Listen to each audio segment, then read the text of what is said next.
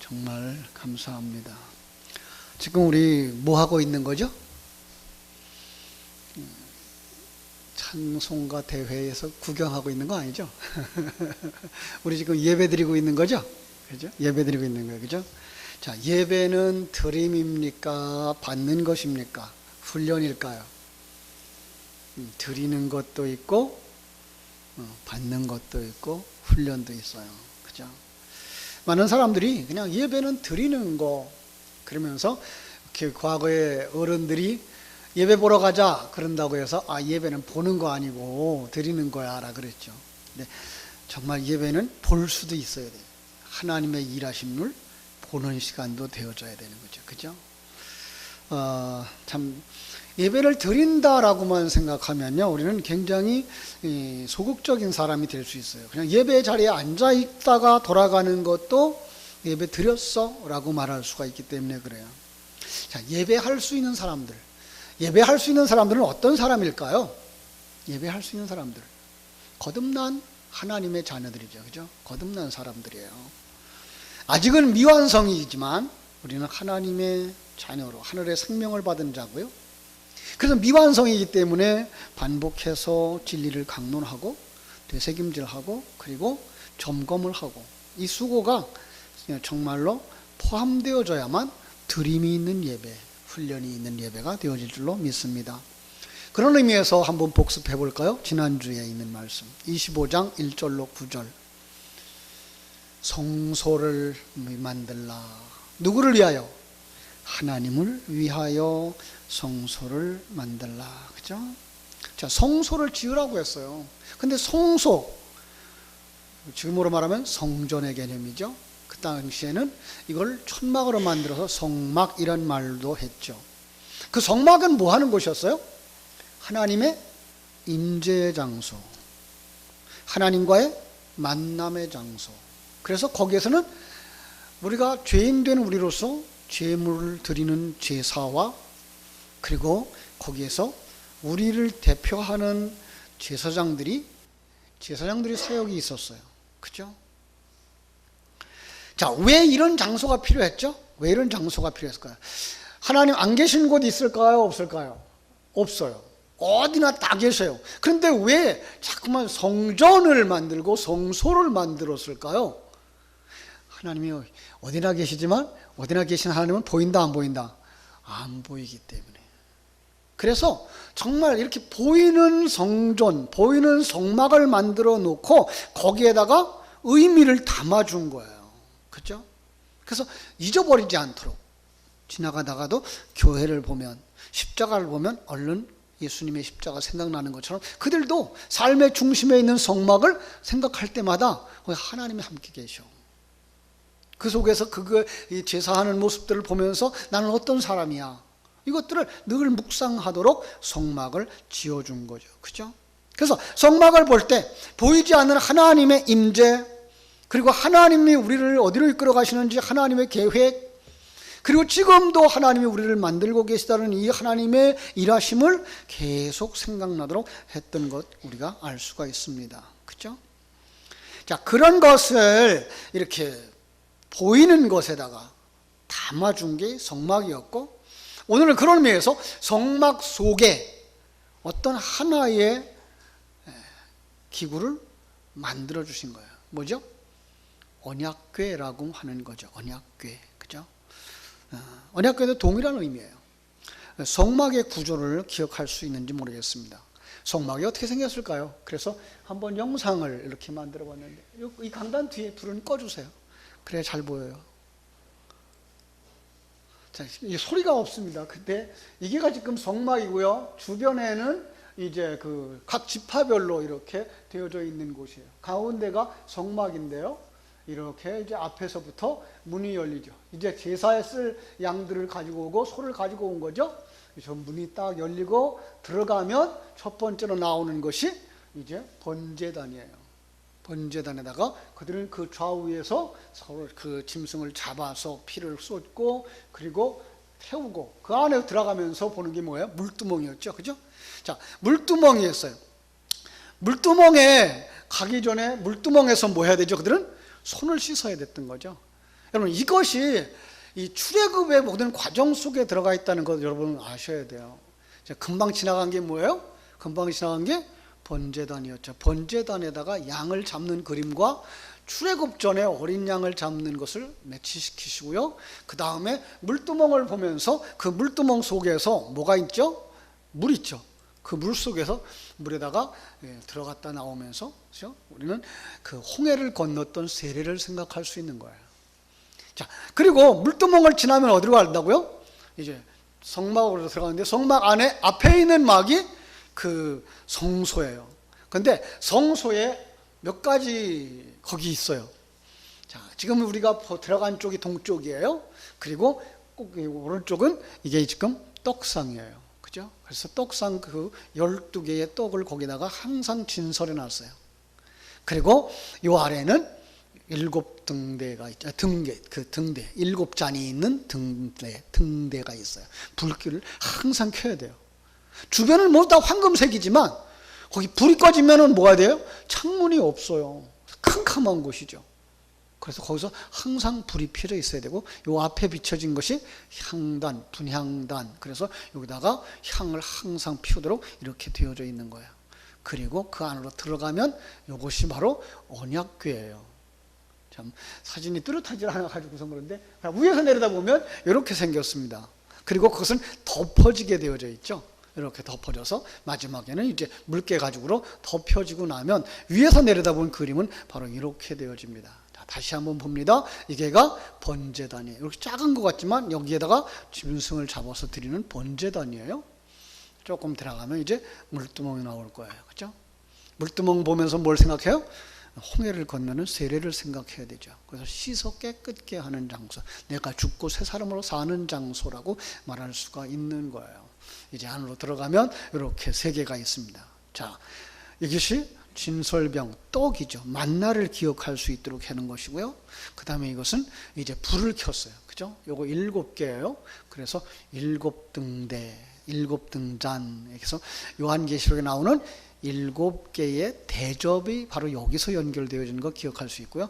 여기에는 향불을 항상 펴서, 향은 뭘 상징한다고요? 기도. 그죠? 자, 그래서 요거는 성령의 역사, 요거는 말씀이신 그 생명의 만나, 그리고 기도를 통해서 요 성소가 우리들의 신앙생활의 과정인 거예요. 그렇죠? 신앙생활의 과정을 거치면 그 안으로 들어가면 뭐가 있다고요? 이제 뭐가 나올까요? 언약궤가 나올 수 있는 거죠. 그죠? 그래서 거기 가로막혀 있었어요. 성소와 지성소 사이에는 가로막혀 있었는데, 가로막힌 것이 예수님이 십자가에서 죽으실 때 그것이 갈라지고 그 안으로 들어가면 이제 이게 언약궤예요. 자, 언약궤의 크기가 얼마인지 아시나요? 길이가 2규빗 반. 자, 한 규빗이 한 45cm 정도 되죠. 그죠? 2규빗 반이면 한 90에다가 한 30, 한 100, 한 30 정도, 1m 30 정도 되는, 그리고 이제 폭이 한 규빗 반으로 되어져 있고 또 높이도 한 규빗 반으로 되어져 있는 거예요. 자, 이렇게 되어진 것이 바로 성막인 것을 우리는 알 수가 있습니다. 자, 한번 다시 하나 볼게요. 그래서 조금 더 자세하게 그림을 그려놓은 것을 한번 보여드릴게요. 이것이 언약궤죠. 언약궤. 조금 더 이제 좀 다른 모양으로 그려졌죠. 그죠? 그래서 언약궤를 이렇게 우리가 볼 수가 있습니다. 한번 본문을 읽으면서 간단하게 설명을 해드릴게요. 10절. 그들은 조각목으로 궤를 짜되, 뭘 만들라고요? 궤. 어떤 궤예요? 한마디로 우리 말로 말하면 궤짝. 그죠? 궤짝 그러면 이해가 쉽죠? 길이는 2규빗 반, 너비는 1규빗 반, 높이는 1규빗 반이 되게 하고, 아직 이름이 없어요? 무엇으로 만들라? 조각목. 조각목은요, 광야에서 제멋대로 자란 아주 단단한 나무, 쓸모없는 나무로 여겨져요. 마치 우리나라의 아카시아 나무처럼 쓸모가 없는 나무라고 이렇게 얘기를 해요. 그래서 이걸 갖다가 인성, 예수 그리스도의 인성, 우리 속에 있는 옛사람, 이렇게 묘사하는 것이 바로 이 조각목이었어요. 21절. 너는 순금으로 싸되, 안팎을 싸고 위쪽 가장자리로 돌아가며 금태를 두르고, 순금으로 싸라. 완전하게 그 모습이 보이지 않도록. 그리고 12절 금고리 넷을 부어 만들어서 그 네 발에 달되 이쪽에 두 고리 저쪽에 두 고리를 달아요. 그리고 23절 조각목으로 채를 만들어 그물에 싸고, 왜? 고리채를 만들라고요. 14절 그 채를 궤 양쪽 고리에 꿰서 궤를 메고 갈 수 있게끔, 운반할 때 그래서 궤를 건드리지 않아요. 언약궤 건드리면 안 되고 그들이 그 채를 메고 갈 수 있도록, 그죠? 이 15절 채를 궤의 고리에 꿰인 대로 두고 빼지 말지며, 그죠? 상상할 수 있죠? 이렇게 그냥 이렇게 그대로 갖다가 놓아두는 것인 것을 알 수가 있어요. 언약궤와 채는 고리에 끼운 채로 지성소에 놓아두도록. 왜? 하나님의 명령이 떨어지면 금방 움직여야 되니까. 그리고 언약궤 안에 손을 댈 수가 없으니까. 손을 대면 아니 되니까.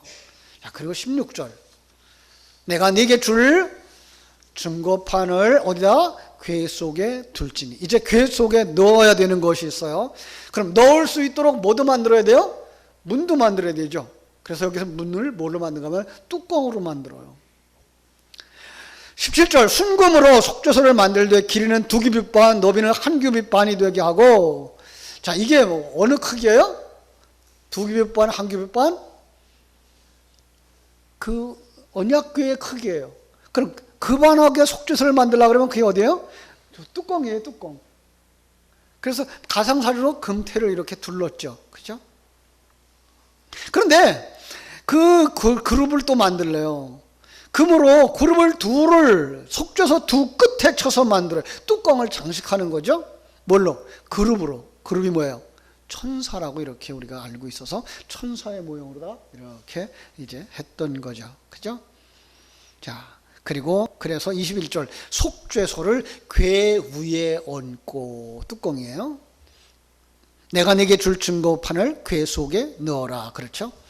거기서 내가 너와 만나고, 어디서? 속죄소에서요. 왜 속죄소에서 만날까요? 우리가 죄 속함을 받지 않으면 지성소, 여러분 지성소의 크기를 나중에 보겠습니다만은 그 지성소는 가로 세로 높이가 똑같아요. 가로 세로 높이가 똑같은 곳 어디 있어요? 요한계시록에 가면 천국이 가로 세로 높이가 똑같은 그림으로 그려져요. 12,000 스타디온, 12,000 스타디온으로 그려지는 것을 볼 수가 있죠. 그렇죠? 그러니까 천국을 상징하고 있는 거예요. 그러니까 지성소에 들어갔다, 지성소에 놓았다 그러는 건 뭐예요? 그들이 그럼 천국에 들어간 것을 상징하고 있는 거죠. 자, 그 다음에 증거궤 위에 있는 두 그룹 사이에서 내가 이스라엘 자손을 위하여 내게 명령할 모든 일을 내게 이르리라. 만나기만 하는 것이 아니고 거기서 명령하신 말씀이 있고 전달하실 말씀이 있다는 거예요. 어디서요? 속죄소에서. 자, 그래서 속죄소의 또 다른 이름 아시는 분? 속죄소의 또 다른 이름이 있어요. 시은소. 은혜가 시행되는 장소. 속죄소의 이름은 죄 속함 받는 장소. 자, 그래서 이제 오늘 우리는 이 언약궤 속에 담겨진 진리들을 몇 가지만 생각하고 예배를 간단하게 마치려고 합니다. 어떤 사람들은 이걸 예수 그리스도의 상징이야라고 말합니다. 예수 그리스도의 상징.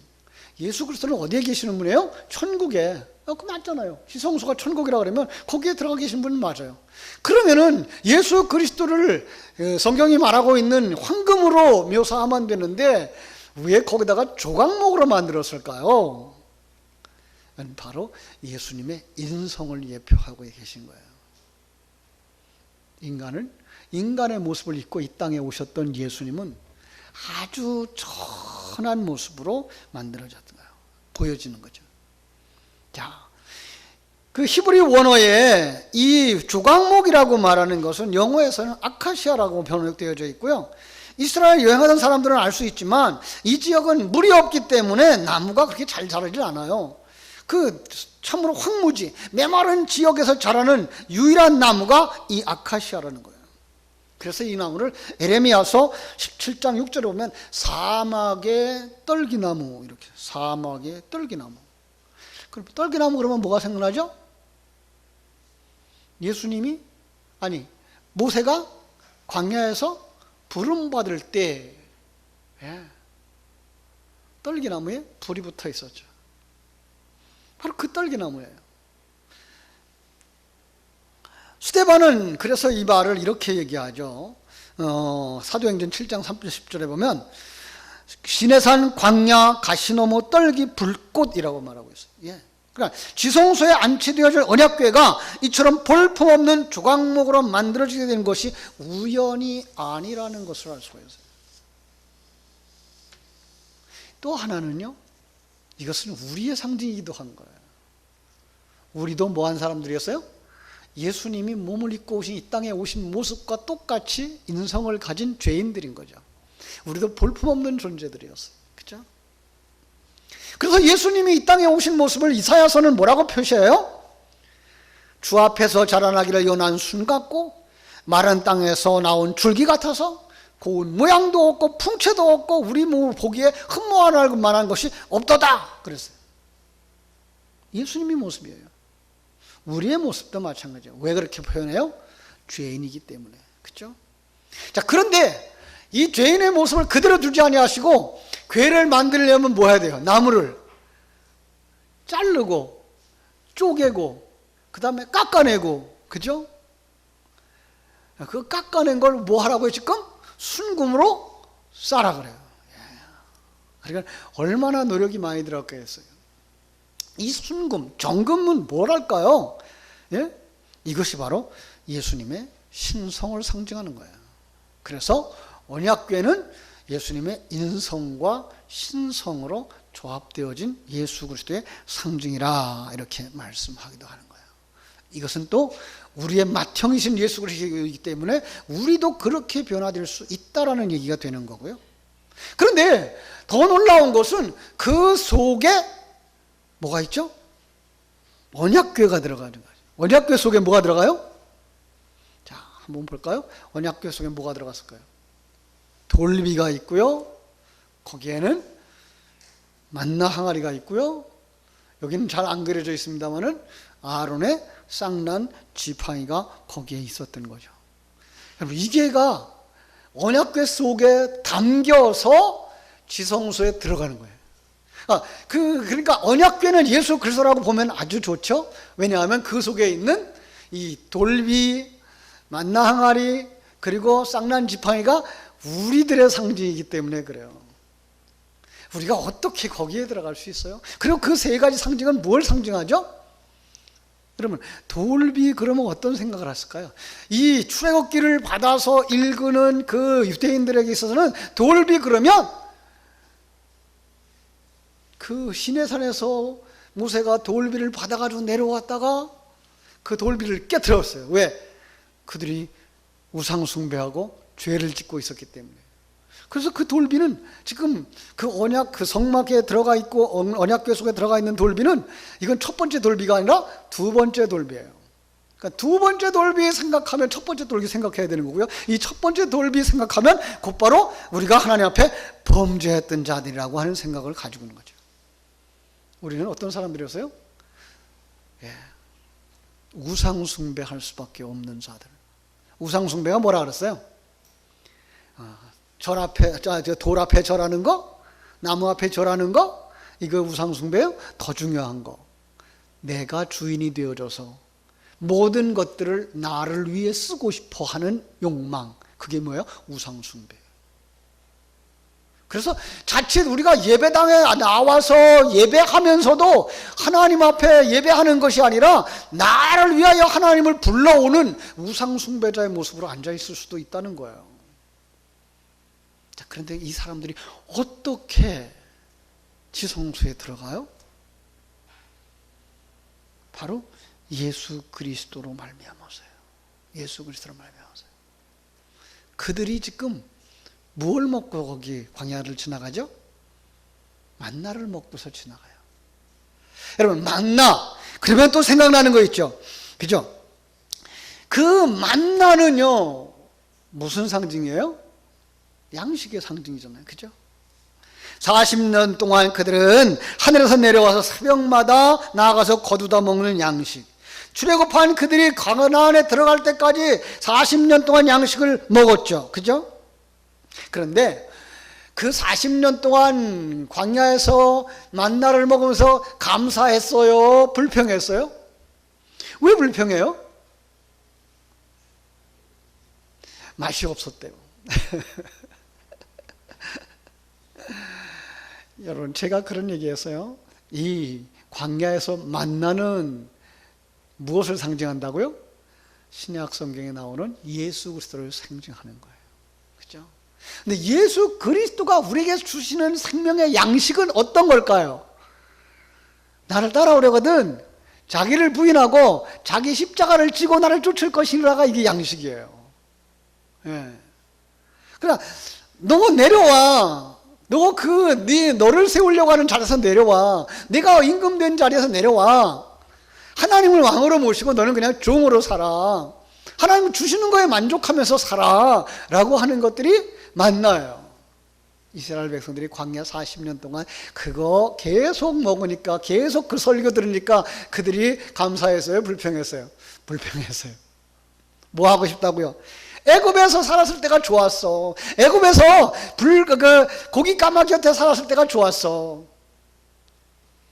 출애굽기 16장 3절에 보니까 이스라엘 자손이 그들에게 이르되 우리가 애굽 땅에서 고기 까마귀 곁에 앉아 있을 때와 떡을 배불리 먹던 때와 여호와의 손에 그때에 우리가 죽었으면 좋았을 걸 이래는. 어디가 좋다는 거예요? 광야가 좋다는 거예요? 애굽이 좋다는 거예요? 그들의 생각 속에서는 차라리 애굽이 더 좋았을지도 모른다는 거예요. 이게 누구 생각이에요? 여러분은 그 생각 안 하죠? 우리 속에 있는 옛사람의 생각이에요. 여러분, 하나님이 그들에게 먹이실 능력이 없으셨을까요? 아니에요. 그래? 그럼 내가 줄게. 고기를 주어요. 여러분, 얼마나 많은 고기를 주셨는지 아셔요? 그냥 동풍이 불어가지고 메추라기가 왔는데, 메추라기가 땅바닥에 깔렸는데 얼마큼? 2규빗이 쌓였어요. 1m가 쌓인 거예요. 그들이 처음엔 너무너무 좋아가지고 그걸 그냥 다 갖다가 굽고 말리고 했어요. 근데 하나님이 어떻게 했는지 아세요? 그 먹는 놈들을, 미안해요, 놈이라 그래서 고기가 이 사이드 넘어가기 전에 요절을 내셨어요. 왜요? 하나님이 주시는 건 그 너를 세우려고 하는 애굽의 양식이 아니야. 너를 만들고자 하는 하나님의 계획, 너를 애굽에서 구원하려고 하는 하나님의 계획, 너희를 이 광야를 통해서 가나안에 들어가게 하고자 하는 하나님의 계획은 너를 비워서 아버지가 왕인 줄 알고 하나님이 아버지인 줄 알고 그 아버지의 말씀에 완전히 순종하는, 그분의 그 권위를 인정하고 그 권위 앞에 완전히 순종하는 순종자가 되기를 원해서야. 근데 그거에 바람을 넣고 다른 것 갖다가 집어넣으려고 하는 생각, 사고, 행동, 난 그걸 절대로 원하지 않아.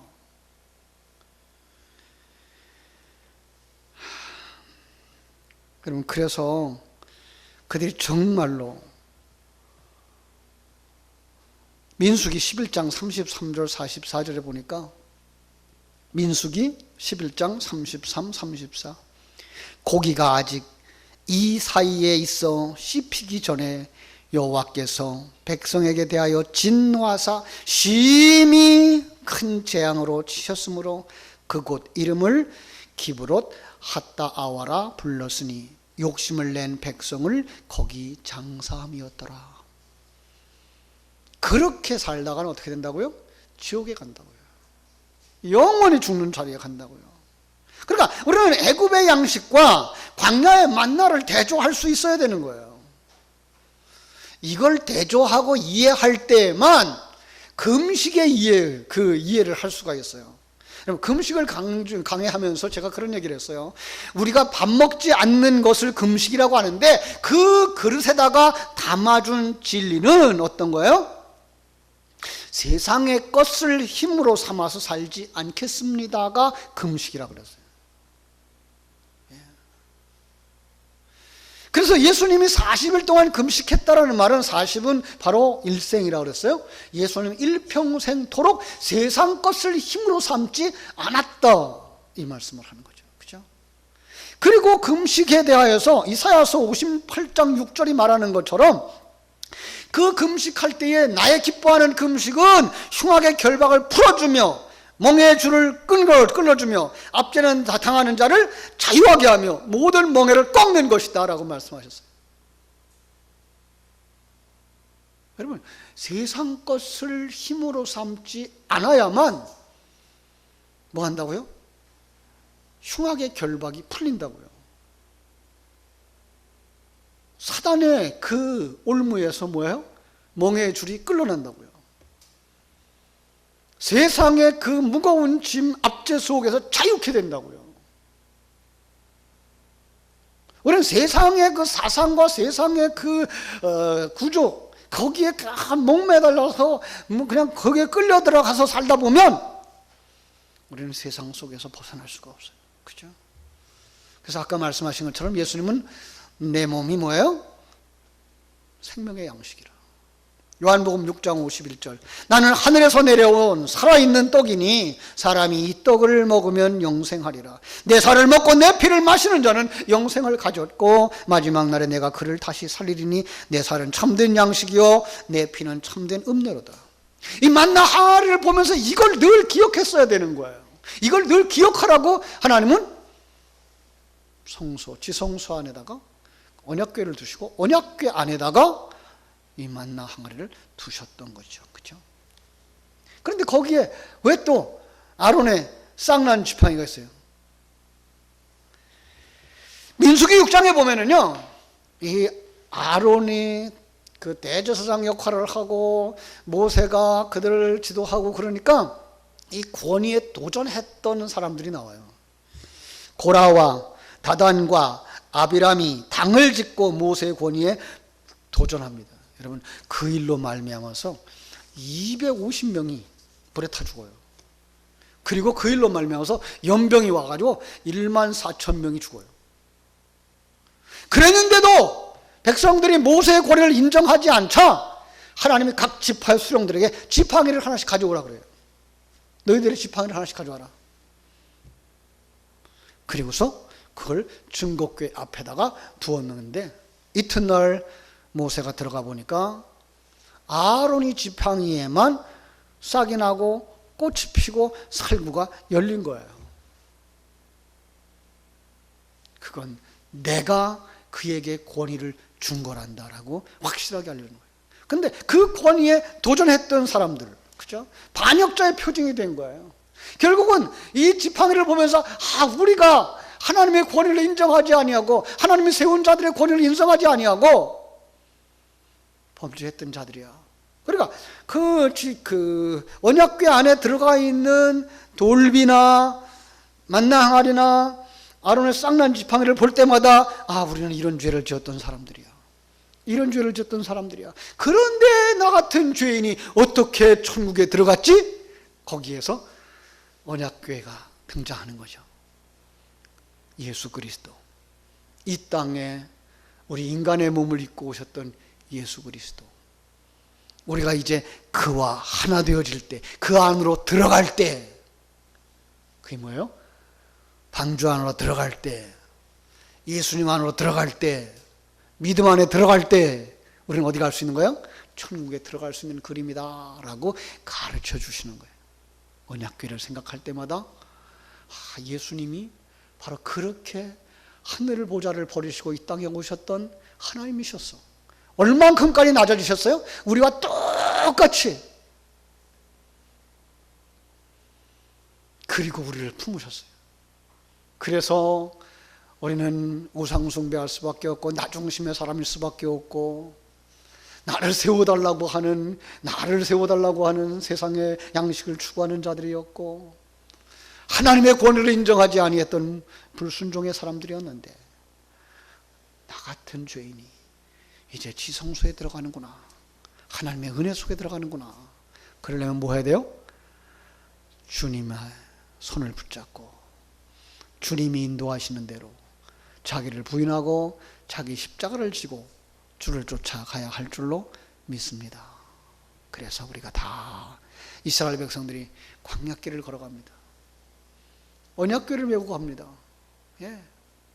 그 언약궤를 메고 가는 것들은 우린 바로 이렇게 천국길을 가는 사람들이야 했던 것처럼 우리의 매일의 신앙생활 속에서 이 귀한 사실을 묵상함으로 여러분들이 다 광야에서 죽어서야 될 옛사람은 죽어야 되고 천국에 들어가야 될 새 사람들은 완성되어져야 될 줄로